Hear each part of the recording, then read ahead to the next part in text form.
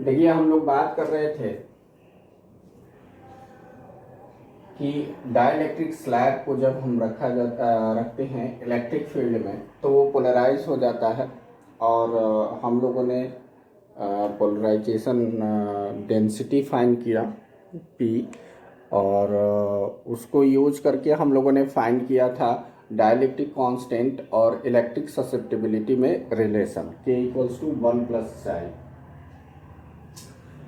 इसके बाद इसी में टर्म आता है डाइलेक्ट्रिक स्ट्रेंथ क्या होता है।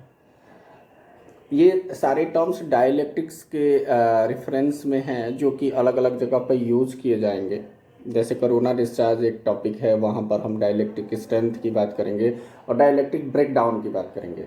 तो ये डाइलेक्ट्रिक ब्रेकडाउन इसका स्ट्रेंथ होता क्या है।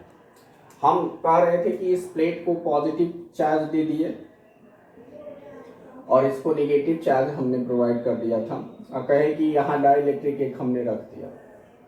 कोई भी insulating material, mica, sheet, anything, air also behaves like dielectric. तो अगर मान लीजिए कुछ भी है उसका, इस पे जब इलेक्ट्रिक फील्ड को, मान लीजिए वेरिएबल इलेक्ट्रिक फील्ड है, मतलब आप बढ़ा रहे हो, इस रीजन में तो कांस्टेंट है लेकिन चार्ज की वैल्यू इंक्रीज करके आप इलेक्ट्रिक फील्ड को बढ़ा रहे हो। तो इस इलेक्ट्रिक फील्ड को अगर बढ़ाते जाओ, एक्सटर्नल इलेक्ट्रिक फील्ड को, हमने कहा था कि इसके मॉलिक्यूल्स क्या हो जाएंगे, पोलराइज हो जाएंगे। पॉजिटिव चार्ज पर इधर फोर्स, इधर नेगेटिव चार्ज आके एक्युमुलेट हो जाएगा, तो इस तरह के डाइपोल्स फॉर्म हो जाएंगे। एक इलेक्ट्रिक फील्ड की ऐसी वैल्यू होगी, मैक्सिमम वैल्यू, जिस पर कि ये नेगेटिव चार्ज, अब ये तो कोर है जो न्यूक्लियस है, लेकिन जो नेगेटिव चार्ज है जो पोलराइज हुआ है, ये नेगेटिव चार्ज मोबाइल हो जाए और यहाँ से ब्रेक हो जाए। अब ब्रेक करके फ्लो कर जाए, इस पॉजिटिव चार्ज को क्या करे, न्यूट्रलाइज करते।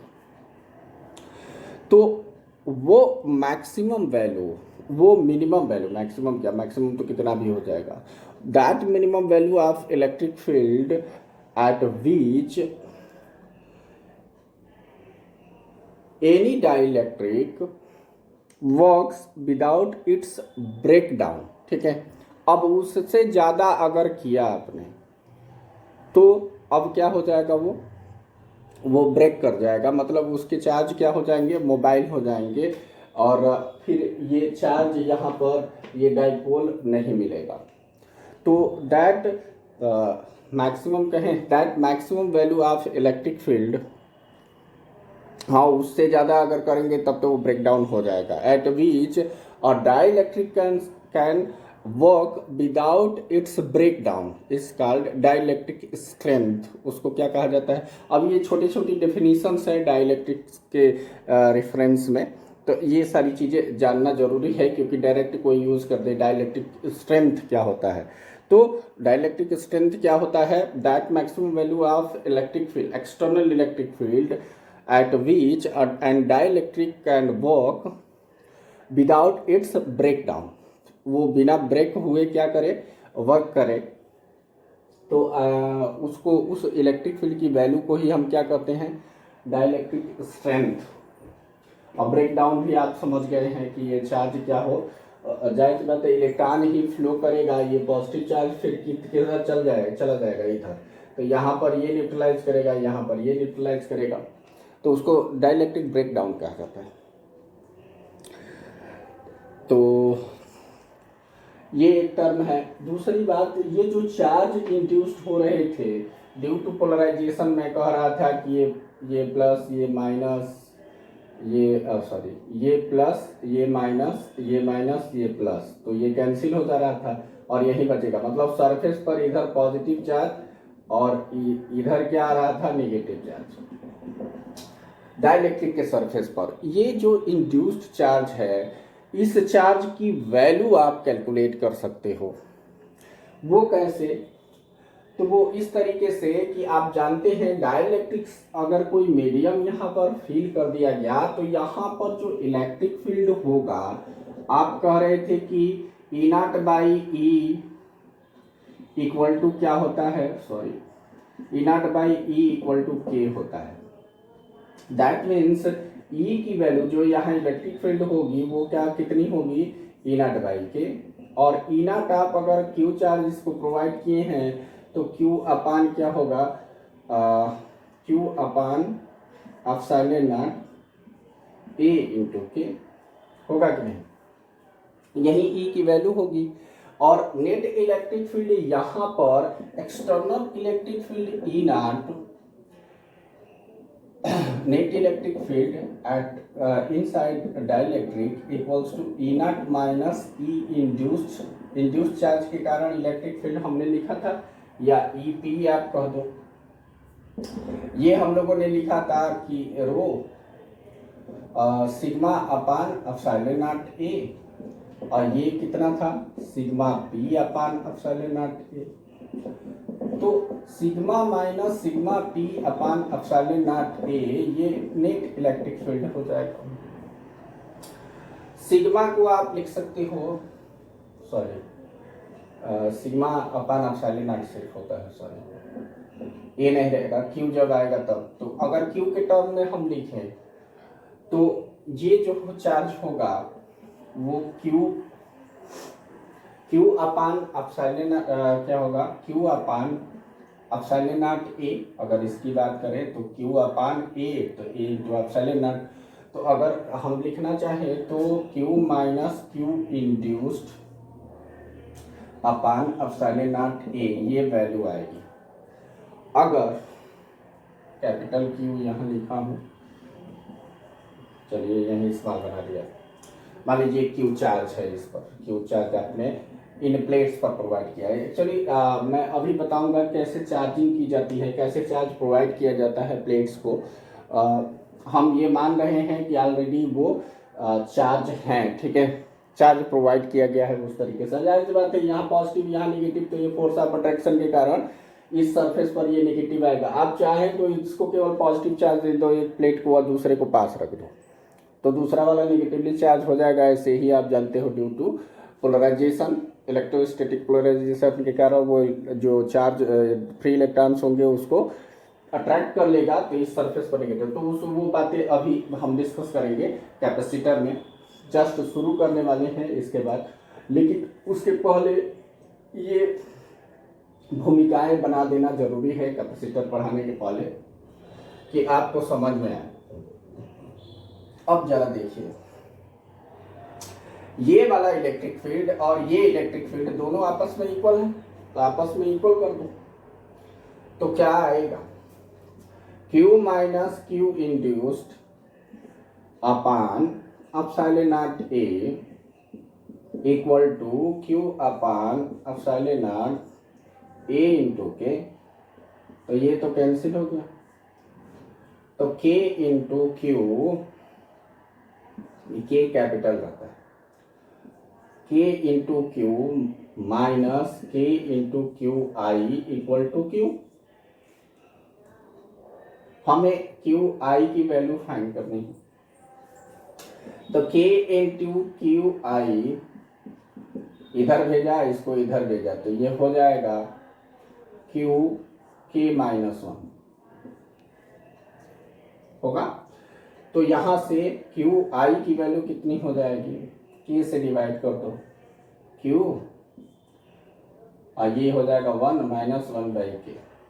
तो जितना चार्ज इस प्लेट पर है, यही क्यू चार्ज था, जितना चार्ज उस प्लेट पर है, पॉजिटिव प्लेट को, देखो एक ही प्लेट को चार्ज दिया जाता है, ये आप समझ जाएंगे। केवल हम क्यू क्यों यूज कर रहे हैं, इलेक्ट्रिक फील्ड हमने फाइंड किया था तो एक्सप्रेशन इसी के क्यू को लिखा था। इम्पार्ट इलेक्ट्रिक फील्ड में दोनों करेंगे हम, गॉसियन सरफेस लेके हमने यूज किया था कि कैसे कैलकुलेट करेंगे, और कैलकुलेट किया था इलेक्ट्रिक फील्ड। तो इलेक्ट्रिक फील्ड के एक्सप्रेशन में ये क्यू चार्ज दिख रहा था, तो ये चार्ज आपको पता है। डाइलेक्ट्रिक कांस्टेंट अगर पता है तो आप इंड्यूस चार्ज बता दोगे कि इसके सरफेस पर कितना इंड्यूस चार्ज होगा, है कि नहीं। तो ये एक कॉन्सेप्ट है, finding the value of induce charge on the surface of capacitor. तो ये जितने भी छोटे छोटे टॉपिक्स हैं वो इसी के अंतर्गत आएंगे कि when we are exposing any insulating material to an external electric field, then what happen? तो हमने ये कहा कि पोलराइज हो जाएगा, यहाँ चार्ज आ जाएगा, तो इस चार्ज की वैल्यू फाइंड कर दिया हमने। डाइलेक्ट्रिक कांस्टेंट और एक नया फिजिकल क्वांटिटी जिसे कि इलेक्ट्रिकल ससेप्टेबिलिटी कहा जाता है, उसमें रिलेशन डिराइव कर दिया। फिर ये हम लोग जान गए कि होता क्या है, ठीक है, डाइलेक्ट्रिक किस तरीके से काम करता है, यहाँ रखने पर कैसे बिहेव करता है, वो इलेक्ट्रिक फील्ड की वैल्यू को कैसे डिक्रीज कर देता है। हम लोग पढ़े थे वहाँ पे भी कि फोर्स की वैल्यू क्या हो जाती है, डिक्रीज कर जाएगी अगर दो चार्जेस के बीच में कोई मीडियम हम फिल कर दें। यहाँ भी हमने देखा कि इलेक्ट्रिक फील्ड, जाहिर सी बात है इलेक्ट्रिक फील्ड क्या है, पर यूनिट चार्ज वो फोर्स ही होता है। तो फोर्स कैसे के फैक्टर से डिक्रीज कर जा रहा है, यहाँ भी हमने देखा। जाहिर सी बात है इलेक्ट्रिक फील्ड डिक्रीज हो जा रही है, क्यों?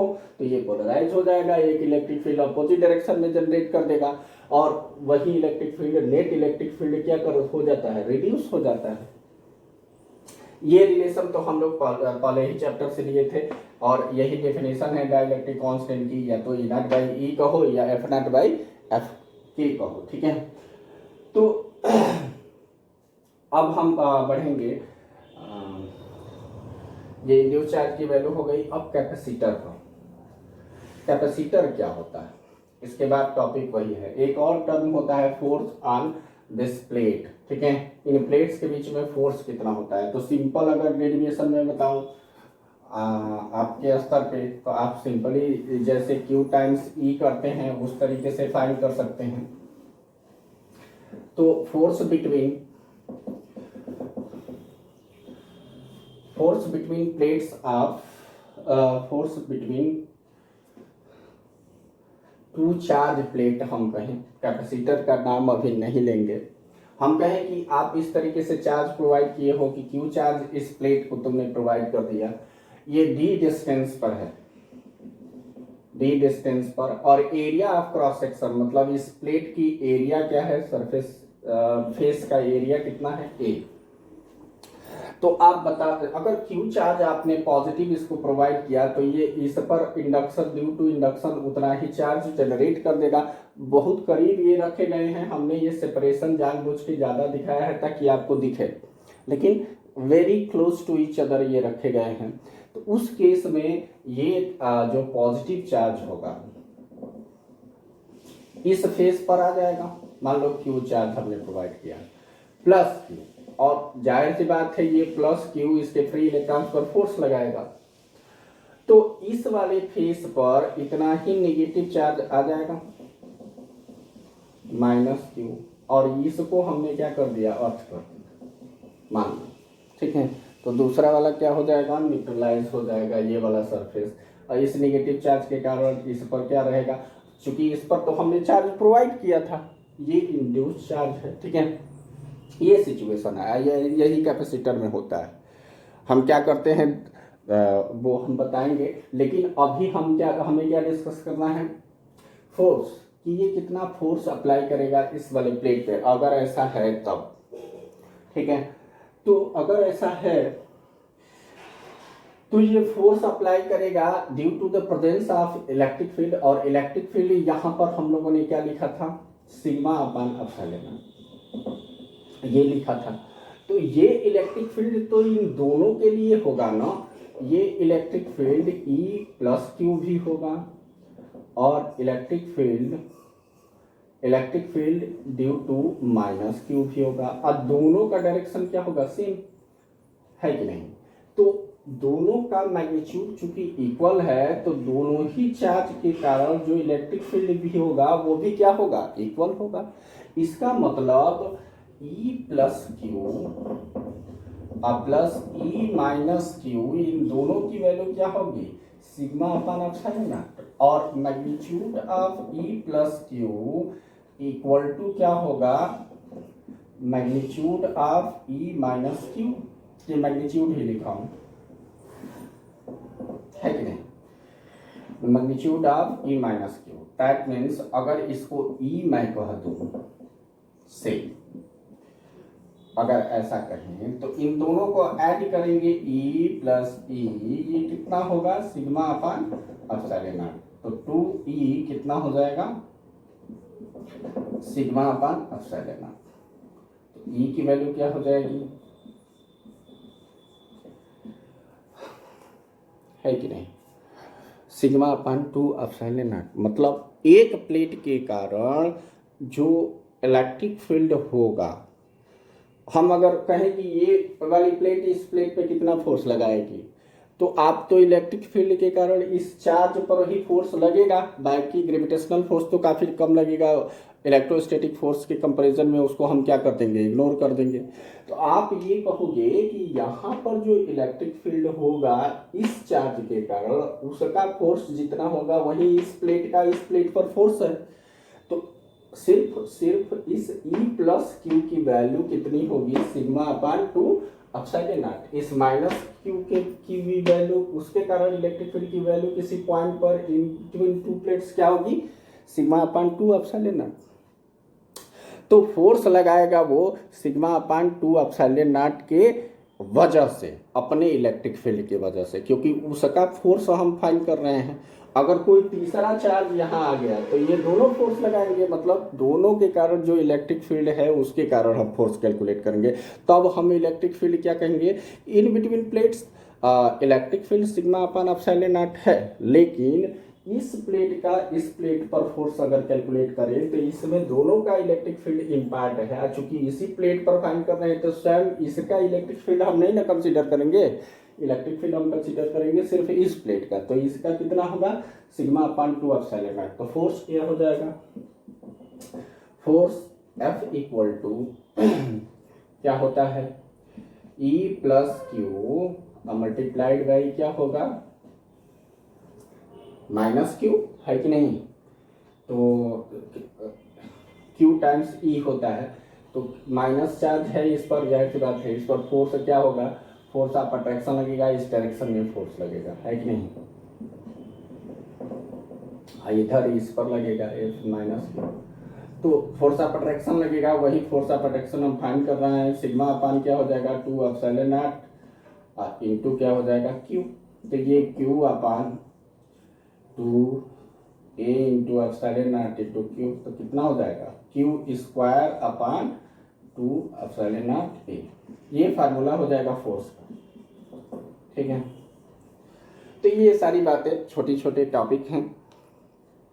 दूसरी बात जो हम लोगों ने इलेक्ट्रिक फील्ड और पोटेंशियल डिफरेंस का फार्मूला, अगर यही सिचुएशन है तो आप किस तरीके से potential difference between plates of capacitor find करेंगे।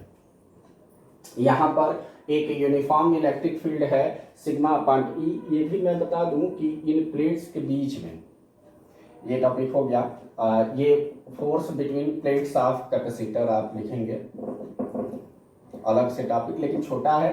अब हम ये एक्सपोजर पर ही कि मतलब डाइलेक्ट्रिक को एक्सपोज किया, इसी टॉपिक के अंतर्गत ये सारे छोटे छोटे टॉपिक आप कंसीडर कर लेंगे, ठीक। तो फिर हम बताएंगे कि कैसे आप पोटेंशियल डिफरेंस फाइंड करोगे इन दोनों चार्ज प्लेट के बीच में, अगर यही सिचुएशन है, आपने अर्थ कर दिया है, ठीक है। तो इलेक्ट्रिक फील्ड जाहिर सी बात है पॉजिटिव प्लेट से नेगेटिव प्लेट की तरफ होगा, इधर हायर पोटेंशियल होगा, इधर लोअर पोटेंशियल होगा। अब यहां से यहां तक मूव करो या इधर से इधर मूव करो, ठीक है। इन बिटवीन प्लेट्स अगर आप dr मूव करते हो तो पोटेंशियल डिफरेंस हम कहें कि ये ओरिजिन पर है, ठीक है, ये ओरिजिन पर है और इधर से इधर आप मूव कर रहे हो, तो dv इक्वल्स टू क्या होगा, dv equals to E dot D R minus E dot D R. अगर dr आप मूव करते हो तो ये रिलेशन होगा। तो अगर इसको a प्लेट कह दूं, इसको b प्लेट कह दूं, तो इंटीग्रल dv आप करोगे फ्रॉम va टू ये va to vb equal to क्या हो जाएगा माइनस ई डॉट, ई तो कांस्टेंट है सिग्मा अपान एप्सिलॉन नॉट, और डी आर, अब जाहिर सी बात है डी आर आप कैसे लिए हैं इलेक्ट्रिक फील्ड के एलान, तो ये क्या हो जाएगा minus E into D R, E की वैल्यू हमने पुट कर दिया, डी आर को इंटीग्रेट कर दूं कहाँ से कहाँ तक भाई। तो अब दो बातें हैं, ओरिजिन यहाँ रखोगे तो ये 0 से आर डी होगा, क्या करोगे 0 से डी, है कि नहीं। अगर ओरिजिन यहाँ रखे ये वाई एक्सिस ये एक्स एक्सिस, तो इसका पोजीशन क्या होगा डी होगा। तो 0 टू डी अगर इंटीग्रेट करते हो तो आपको क्या मिलेगा, यहाँ पर डी वी की वैल्यू क्या हो जाएगी, V V minus V A. ठीक, हमने यहीं पे लिमिट पुट कर दिया, ये minus sigma upon epsilon naught, और डी आर को इंटीग्रेट करोगे तो ये टोटल ऐड करोगे तो डी आएगा, डी माइनस 0 तो डी आ जाएगा, माइनस साइन को यहाँ लाओ तो V A minus V V, that means हमें मिला क्या, potential difference between when we are moving from, कुल मिला के ये रिलेशन ये दिया कि potential difference between the plates ये हायर पोटेंशियल पे होगा, तो जाहिर सी बात है माइनस साइन रहता तो ये नेगेटिव आता, क्यों, क्योंकि लो पोटेंशियल के प्लेट्स के पोटेंशियल से आप हाई पोटेंशियल के प्लेट के पोटेंशियल को सब्ट्रैक्ट कर रहे थे, जाहिर सी बात है कि नेगेटिव आता। लेकिन हम क्या करेंगे, we have to move, if we are moving from plate B to A, then V A minus V B क्या आता, पॉजिटिव आता, वो कितना आता, sigma upon epsilon naught into T, या Q upon A epsilon naught into T. ये देखिए ये पोटेंशियल डिफरेंस की वैल्यू आती, ठीक है। हमें मतलब क्या होगा यहाँ पर, जब भी हम कैपेसिटर डिस्कस करेंगे तो वहाँ पर पोटेंशियल डिफरेंस मतलब कितना ड्रॉप मिला पोटेंशियल में, ठीक है, इन दोनों प्लेट्स के बीच में पोटेंशियल डिफरेंस कितना है, तो सिंपली क्या करना है, E इंटू डी कर देना, E इंटू डी, मतलब potential difference between plates is equals to the electric field between plates multiplied by separation between plates. जाहिर सी बात है, मैंने कहा था कि इलेक्ट्रिक फील्ड जहाँ भी यूनिफॉर्म होगा तो potential drop or gain equals to क्या होगा, electric field multiplied by separation between, या electric field in the region where the electric field is uniform and potential difference is given, you can find the electric field simply by the applying the formula V या dV equals to E by E into D, या E equals to dV by D या delta V अपान D, ठीक है। तो जो भी potential drop या gain दिया है, सिंपली कितने वोल्ट का ड्रॉप या गेन वहाँ पर है, ड्रॉप गेन पॉजिटिव नेगेटिव में नहीं दिया रहेगा, वो सिंपली दिया रहेगा कि पोटेंशियल डिफरेंस इतना है। तो आप जानते हो हाई पोटेंशियल और लो पोटेंशियल, अगर आपको मालूम है पॉइंट तो आप बता दोगे कि हाई पोटेंशियल से लो पोटेंशियल की तरफ क्या होगा, इलेक्ट्रिक फील्ड होगा। तो हमें सिर्फ इससे मतलब है कि पोटेंशियल डिफरेंस है कितना और सेपरेशन कितना है। हमें ये पता है कि यूनिफॉर्म इलेक्ट्रिक फील्ड है तो E equals to V by क्या कर लगा देंगे डी, आराम से फाइंड हो जाएगा मैग्नीट्यूड ऑफ इलेक्ट्रिक फील्ड, बता देंगे हायर पोटेंशियल से लोअर पोटेंशियल की तरफ होगा इलेक्ट्रिक फील्ड। तो इन्फॉर्मेशन हम दे सकते हैं यूनिफॉर्म इलेक्ट्रिक फील्ड का, अगर हमें सिर्फ ये मालूम हो कि पोटेंशियल डिफरेंस कितना है, तो यही चीज़ हमें फाइंड करना होगा, यही अप्लाई करना पड़ेगा। पोटेंशियल डिफरेंस फाइंड करेंगे और इसके बाद कैपेसिटी फाइंड हो जाती है कैपेसिटर की। कैपेसिटर कुछ नहीं होता है, एक डिवाइस होता है जो कि चार्ज जिसमें स्टोर किया जाता है, सिंपली कोई कॉन्सेप्ट नहीं है। अप्लाइड फिजिक्स का पार्ट है, उसमें ये है कि उस डिवाइस पर आप क्या कर सकते हो, large amount of charge, optimum amount of charge store करने के लिए एक डिवाइस बनाया गया, दैट इज कॉल्ड कैपेसिटर, ठीक है। तो उसको हम डिस्कस करेंगे इस वीडियो में इतना ही। ये जितने भी छोटे छोटे टॉपिक थे जो बचे हुए थे हमने कवर अप कर लिया इसमें। अब बताएंगे आपको सीधे कैपेसिटर।